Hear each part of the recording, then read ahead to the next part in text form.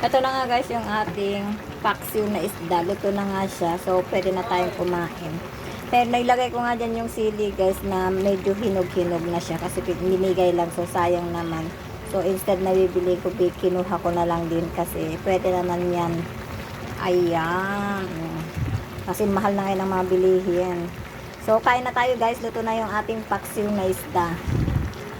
Eto na. Kakainan na. Good evening guys. Magluluto nga tayo ngayon ng paksiw na isda. So meron na tayo dyan luya, bawang, sibuyas at kamatis. Kasi gusto ng asawa ko lagyan ng kap. Meron nga rin tayo dyan paminta at shrimp cute. At nandyan nga yung ating isda guys. At meron tayo dyan siling green. Medyo hinog na nga siya. At binigay nga lang yan. Kaya tinanggap na namin. Kaysa bibili pa. At paglalagay nga rin tayo dyan ng okra guys. Ay, bibili kayo ng dalawang taling okra. Alright, right, start! Lalagay na nga natin guys yung ating isda. Hawakan ko na kasi malinis naman yung ating kamay. Alright. So, bago nga natin nilagay guys, ay nilagyan muna natin siya ng asin.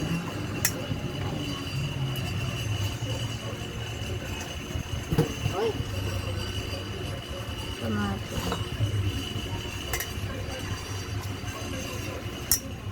Ayusin natin ng pagkakalaki.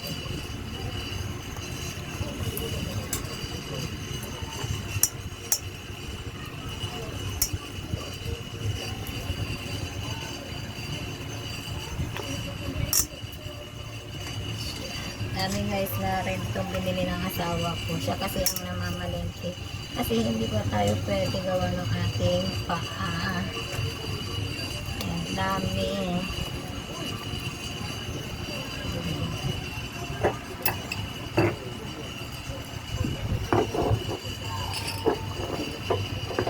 Dagdagan natin guys ng asin.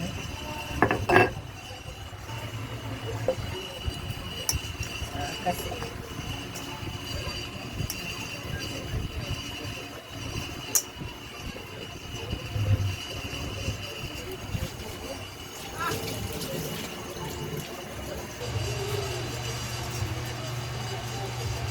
ating pampalasa.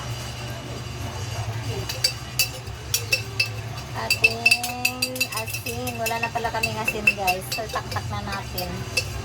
Hindi tayo bukas. Guys.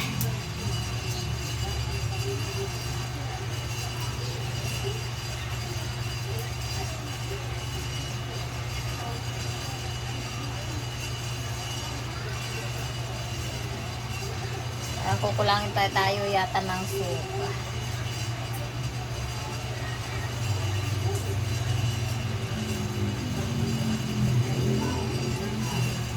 Wala na nga natira guys, tinubos na natin lahat.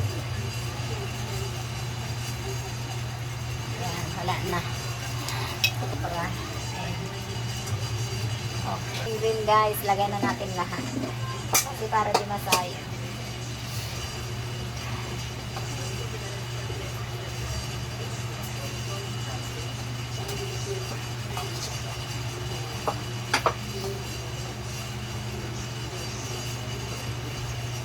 Lagay na kasi. At ito na nga guys yung ating ulam. Luto na. Kaya na tayo. Thanks for watching. Bye bye. Sarap guys.